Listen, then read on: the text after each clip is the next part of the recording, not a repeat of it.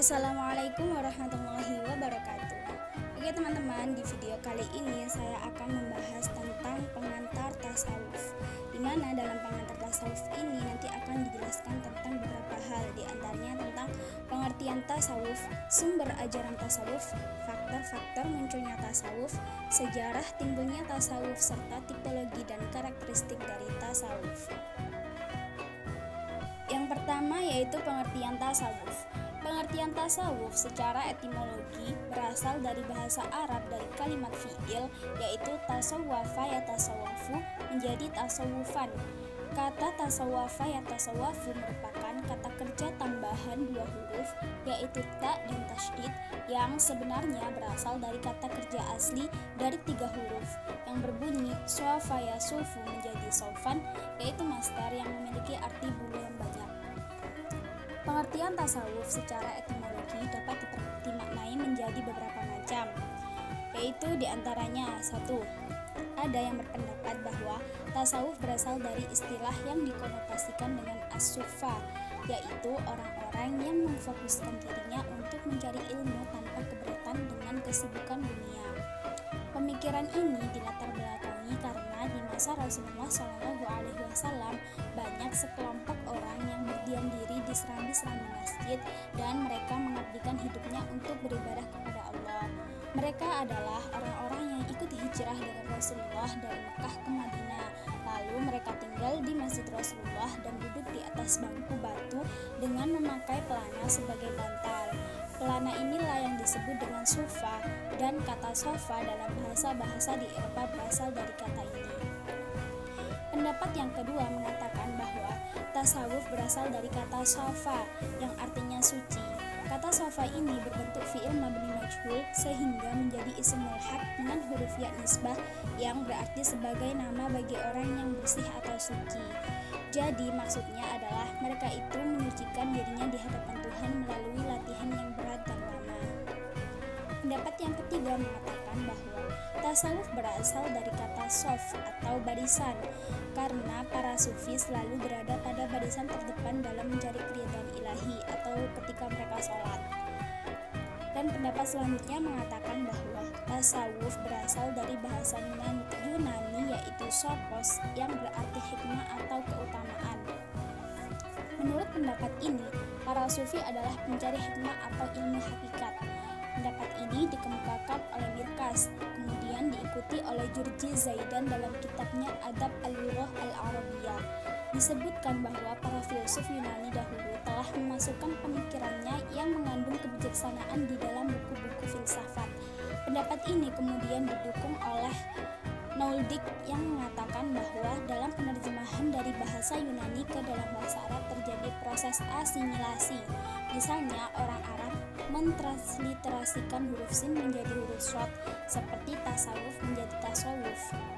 Dan pendapat yang terakhir yaitu mengatakan bahwa tasawuf berasal dari kata suf, yaitu kain yang terbuat dari bulu domba. Pengertian yang terakhir ini banyak disebut dalam cerita-cerita orang sufi Masehi dan Yahudi, yang menurut kisah menjadi kebiasaan mereka memakai pakaian bulu domba. Kebiasaan ini berasal dari kehidupan batin orang-orang Nasrani yang banyak diakui oleh beberapa kalangan Islam. Salah satu cerita tersebut adalah sebuah cerita dari Ibnu Qutaibah yang berbunyi demikian. Diceritakan orang kepada saya bahwa suatu hari Nabi Isa alaihissalam keluar menemui sahabat-sahabatnya.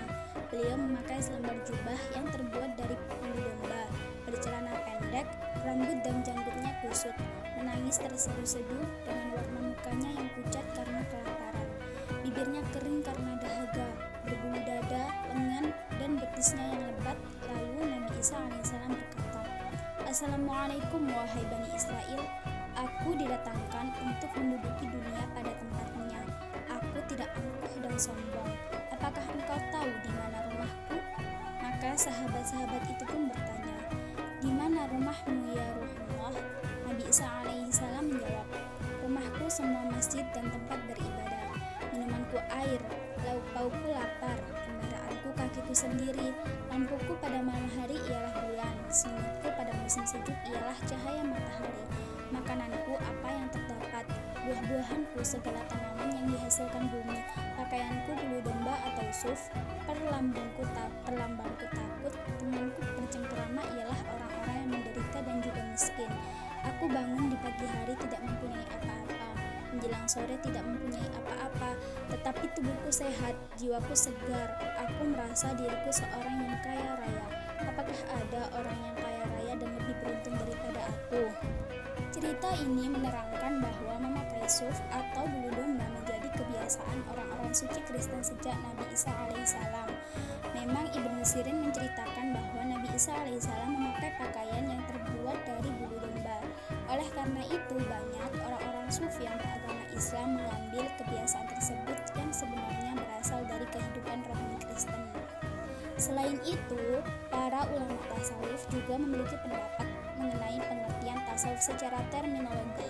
Salah satunya adalah Syekh Muhammad Amin Al-Qudhi mengatakan bahwa tasawuf adalah suatu ilmu yang dengannya dapat diketahui hal ihwal kebaikan dan keburukan jiwa, cara membersihkannya dari sifat-sifat yang buruk dan mengisinya dengan sifat-sifat yang terpuji, cara melakukan suluk, melangkah menuju keridhaan Allah dan meninggalkan larangannya menuju kepada perintahnya.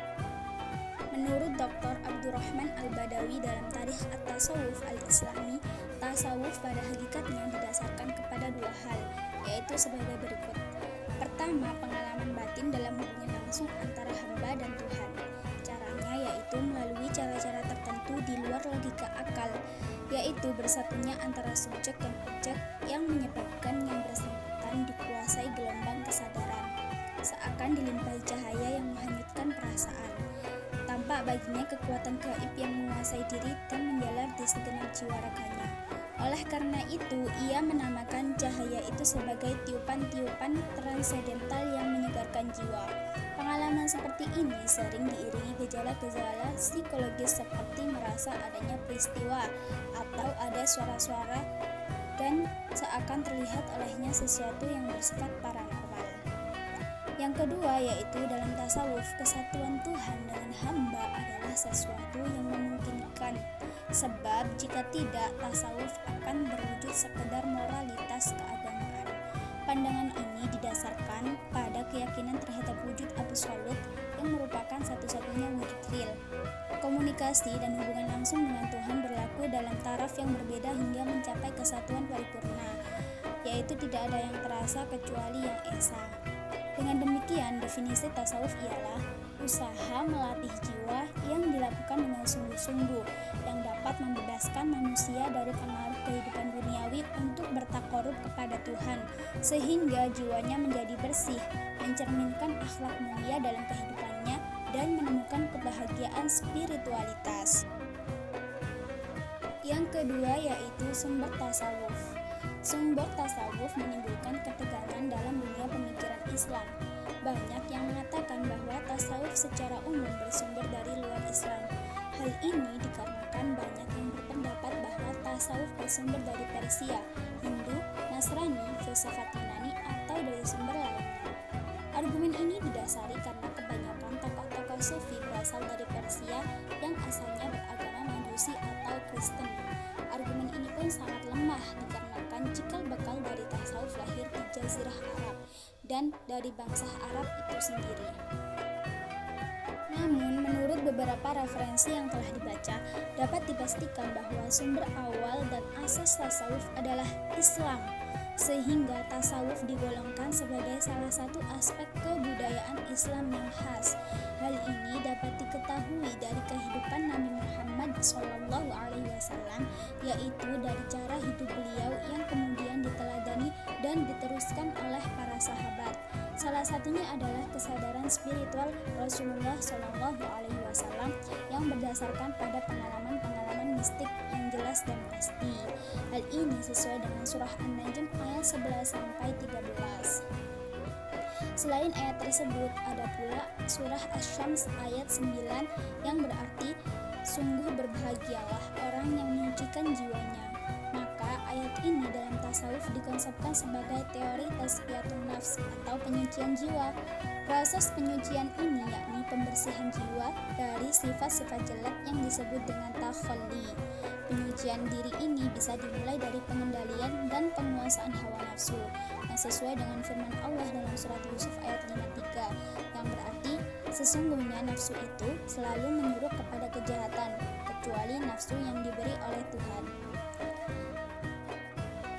Semenjak zaman Rasulullah, bahkan sebelum beliau diangkat menjadi seorang rasul, kehidupan beliau sudah mencerminkan ciri dan perilaku kehidupan para sufi. Hal ini dapat dilihat dari kehidupan beliau yang sangat sederhana. Beliau masih ditandai oleh jiwa dan suasana kerakyatan, meskipun hidup dalam lingkaran kekuasaan sebagai nabi. Pada waktu malam, beliau sedikit sekali tidur. Waktu beliau dihabiskan untuk bermunajat kepada Allah dengan memperbanyak zikir. Tempat tidur beliau adalah balai kayu yang beralas tidur dengan daun kurma. Beliau tidak pernah memakai pakaian yang serba mewah meskipun mampu membelinya. Hal ini dapat dibuktikan oleh sahabat Ibnu Mas'ud. Beliau meriwayatkan, ia pernah masuk ke rumah Rasulullah dan didapati beliau sedang berbaring di atas sepotong anyaman daun kurma yang memberi bekas tidurannya. Dengan sedih, Ibnu Mas'ud bertanya, "Ya Rasulullah, apakah tidak lebih baik aku mencari bantal untukmu?" Rasulullah pun menjawab, "Tidak ada hajatku untuk itu. Aku dan dunia adalah laksana seorang yang sedang berpergian, sebentar berteduh di saat matahari sangat terik di bawah naungan sebuah pohon kayu yang rindang, untuk kemudian berangkat dari sana ke arah tujuannya." Oleh karena itu, tidak ada keraguan lagi untuk tasawuf. Tasawuf digali dari Al-Quran yang dikembangkan berdasarkan kehidupan Nabi dan para sahabatnya. Memang dalam unsur-unsur tertentu terdapat kemiripan dengan karakteristik mistisisme pada umumnya. Namun, gambaran ini tidak cukup kuat untuk dijadikan argumentasi atau pendapat bahwa tasawuf bersumber dari luar Islam. Kemiripan atau kesamaan itu terjadi karena berakar pada hakikat manusia itu sendiri. Lalu faktor-faktor munculnya tasawuf. Tasawuf dipengaruhi oleh dua faktor, yaitu faktor internal dan faktor eksternal. Menurut Al-Afifi, masing-masing faktor tersebut dapat dibedakan menjadi dua, sehingga menjadi 4 bagian, yaitu 1. Faktor ajaran Islam sebagaimana terkandung dalam kedua sumbernya, Al-Quran dan Sunnah. Kedua sumber ini mendorong untuk hidup wara', takwa, rajin beribadah, bertingkah laku baik, dan menunaikan salat tahajud, berpuasa, dan sebagainya. Semua itu merupakan inti tasawuf dan sejalan dengan surat Al-Ahzab ayat 35. Yang berarti, sesungguhnya laki-laki dan perempuan yang muslim, laki-laki dan perempuan yang mukmin, laki-laki dan perempuan yang tetap dalam ketaatannya, laki-laki dan perempuan yang benar, laki-laki dan perempuan yang sabar, laki-laki dan perempuan yang khusyuk, laki-laki dan perempuan yang bersedekah, laki-laki dan perempuan yang berpuasa, laki-laki dan perempuan yang memelihara kehormatannya, laki-laki dan perempuan yang banyak menyebut nama Allah. Allah telah menyediakan untuk mereka ampunan dan pahala yang besar. Ayat ini mendorong umat untuk mempunyai sifat-sifat terpuji. Selain itu, di beberapa ayat lainnya dijelaskan mengenai surga dan neraka. Hal ini bertujuan untuk memotivasi umat agar memperoleh surga dan terhindar dari neraka. Faktor yang kedua yaitu reaksi kerohanian kaum muslim terhadap sistem sosial politik dan ekonomi di kalangan umat Islam sendiri, yaitu ketika Islam telah tersebar ke berbagai negara sudah pasti membawa konsekuensi, seperti terbuka kemungkinan kemakmuran di satu pihak dan di pihak lain terjadi pertikaian politik internal umat Islam yang menyebabkan perang saudara antara Ali bin Abi Thalib dan Muawiyah. Bermula dari al-fitnah al-kubra yang menimpa Khalifah Utsman bin Affan. Dengan fenomena sosial politik seperti itu, ada sebagian masyarakat atau ulama yang tidak terlibat dalam kemewahan dunia dan mempunyai sikap tidak mau tahu terhadap pergolakan yang terjadi dengan mengasingkan diri agar tidak terlihat dalam pertikaian tersebut. Lalu faktor yang ketiga yaitu kependetaan atau rabbaniyah agama Nasrani sebagai konsekuensi agama yang lahir sebelum Islam. Pemeluk agamanya tersebar di seluruh negara dan sikapnya yang mempengaruhi masyarakat agama lain termasuk Islam. Ketika Islam muncul, mereka mendapat posisi tertentu di kalangan kaum muslim. Bahkan Al-Quran memuji mereka. Para pendeta Nasrani berpengaruh terhadap kaum paganis Arab jahiliyah. Mereka inilah yang menyebabkan kehidupan penduduk di Jazirah Arab menjauhi dunia sebelum Islam datang. Namun, pengaruh itu lebih bersifat organisator daripada esensi ajaran.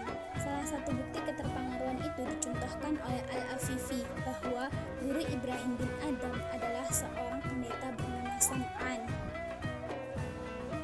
Dan faktor yang terakhir yaitu reaksi terhadap fikih dan ilmu kalam. Kedua ilmu tersebut tidak dapat memuaskan batin seorang muslim. Ilmu yang pertama mementingkan formalisme dan legalisme dalam menjalankan syariat Islam, sementara ilmu yang kedua mementingkan pemikiran rasional dalam pemahaman agama Islam. Dari faktor-faktor tersebut, At-Taftazani mempersoalkan faktor ketiga dan keempat. Ia tidak sependapat dengan pandangan Al-Afifi. Berbagai alasan dikemukakan oleh At-Taftazani. Di antaranya, di dalam Islam tidak ada sistem pendetaan atau robbaniyah sebagaimana terdapat dalam agama Nasrani. Persamaan antara tasawuf dan robbaniyah dalam Nasrani itu tidak berarti Islam mengambil darinya, karena kehidupan tasawuf merupakan kecenderungan universal yang terdapat dalam semua agama. Atau dapat juga dikatakan bahwa sumber agama adalah satu sekalipun berbeda dalam segi format dan detailnya, sehingga adanya kesamaan itu adalah logis. Yang keempat yaitu sejarah munculnya tasawuf. Pada masa hidup Rasulullah dan para sahabat, istilah tasawuf belum dikenal oleh umat Islam. Istilah tersebut baru muncul pada abad ketiga Hijriah saat Abu Hashim Al-Kufi yang wafat pada tahun 250 Hijriah menambahkan kata al-Sufi setelah nama aslinya. Menurut Nicholson, sebagaimana yang dikutip oleh Amin Syukur, sebelum Abu Hashim Al-Kufi sudah ada ahli yang mendahulunya dalam zuhud, tawakal, dan dalam mahabbah. Akan tetapi mereka tidak menggunakan kata al-Sufi untuk ditambahkan di belakang namanya. Jadi Abu Hashim dianggap sebagai orang pertama yang memunculkan istilah tersebut. Ada juga sumber lain yang mengatakan bahwa istilah tasawuf mulai dikenal di penghujung abad 2 Hijriah sebagai kelanjutan dari kesalehan para zahid yang berkelompok di serambi Masjid Madinah. Dalam menjalani hidup, para zahid tersebut memfokuskan diri untuk beribadah kepada Allah dan mengabaikan kenikmatan duniawi. Kehidupan yang seperti itulah yang menjadi awal pertumbuhan tasawuf yang kemudian berkembang dalam kehidupan umat Islam. Namun sebenarnya kemunculan tasawuf bisa dikatakan bersamaan dengan lahirnya agama Islam itu sendiri, yaitu sejak Nabi Muhammad SAW diangkat menjadi seorang rasul sebagai rahmatan lil alamin. Sejarah telah membuktikan bahwa Nabi Muhammad SAW sebelum diutus menjadi seorang rasul telah melakukan tahannuts dan khalwat di Gua Hira untuk menyendiri dari keramaian dunia dan berusaha mensucikan hati dari nafsu-nafsu duniawi. Tahannuts dan khalwat yang dilakukan Muhammad SAW bertujuan untuk mencari ketenangan jiwa dan kebersihan hati dalam menempuh liku-liku problem hidup yang beraneka ragam, berusaha memperoleh petunjuk dan hidayah dari pencipta alam, mencari hakikat kebenaran yang dapat mengatur segala-galanya dengan baik. Dalam situasi yang sedemikianlah Nabi Muhammad SAW menerima wahyu dari Allah Subhanahu wa Ta'ala yang berisi ajaran-ajaran dan peraturan-peraturan sebagai pedoman untuk umat manusia dalam mencapai kebahagiaan hidup di dunia dan akhirat. Dan juga perilaku hidup sederhana yang dilakukan Nabi dan para sahabat selama masa hidupnya telah menjadi bukti bahwa perilaku tasawuf sudah ada sejak itu, hanya saja mereka tidak menggunakan istilah tersebut.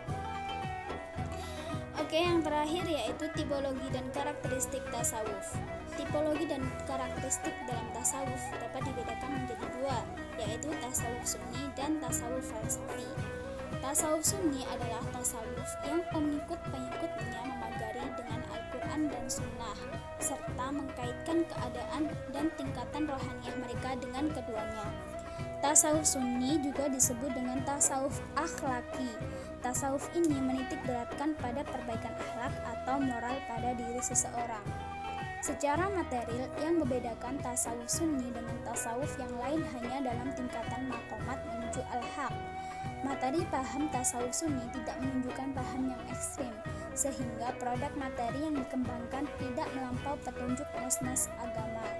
Itikad ahlu sunnah wal jamaah bertauhid menurut konsep Imam al-Asy'ari dan Imam al-Maturidi, berfikir mengikuti salah satu 4 madhab, yaitu madhab Imam Maliki, Imam Syafi'i, Imam Hambali, dan Imam Hanafi, serta berakhlak mengikuti Imam al-Junaid al-Baghdadi dan Imam Abu Hamid al-Ghazali. Karakteristik dari tasawuf sunni ini yaitu 1. Ajaran tasawuf sunni berlandaskan dari Al-Quran dan hadis. Para penganut tasawuf sunni tidak ingin menerjunkan paham yang di luar pembahasan Al-Quran dan hadis. Yang kedua yaitu tidak menggunakan terminologi filsafat sebagaimana terdapat pada ungkapan syatohat atau perkataan yang menurut umum ganjil yang keluar dari lisan seorang sufi. Walaupun kata yang mirip dengan syatohat itu dianggap sebagai pengalaman pribadi dan tidak menyebarkan kepada orang lain, pengalaman itu mereka anggap sebagai sebuah karomah atau keajaiban. Karakteristik yang ketiga yaitu tasawuf sunni lebih mengajarkan dualisme dalam hubungan antara Tuhan dan manusia. Maksud dari faham dualisme di sini adalah suatu faham yang mengakui hubungan antara manusia dengan Tuhannya. Namun sedekat apapun hubungan manusia dengan Tuhannya tidak lantas bisa membuat manusia menyatu dengan Tuhan. Dan yang keempat yaitu ajaran yang dianut oleh tasawuf sunni juga berkesinambungan antara hakikah dan syariah. Kaum sufi dari kalangan sunni tetap memandang penting persoalan-persoalan lahiriah formal seperti aturan yang dianut oleh para fuqaha. Aturan ini bahkan dianggap sebagai jembatan untuk berkomunikasi dengan Tuhan. Dan karakteristik yang terakhir yaitu tasawuf ini lebih menitik beratkan pada pendidikan akhlak serta pengobatan jiwa dengan cara riyadhah atau latihan mental dan langkah tahalli, tajalli. Yang kedua yaitu tasawuf falsafi. Tasawuf falsafi adalah tasawuf yang ajaran-ajarannya memadukan antara visi intuitif dan visi rasional.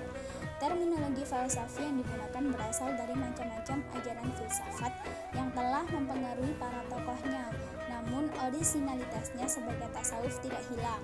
Tasawuf falsafi mulai muncul dengan jelas dalam khazanah Islam sejak abad 6 Hijriah, meskipun para tokohnya baru dikenal seabad kemudian.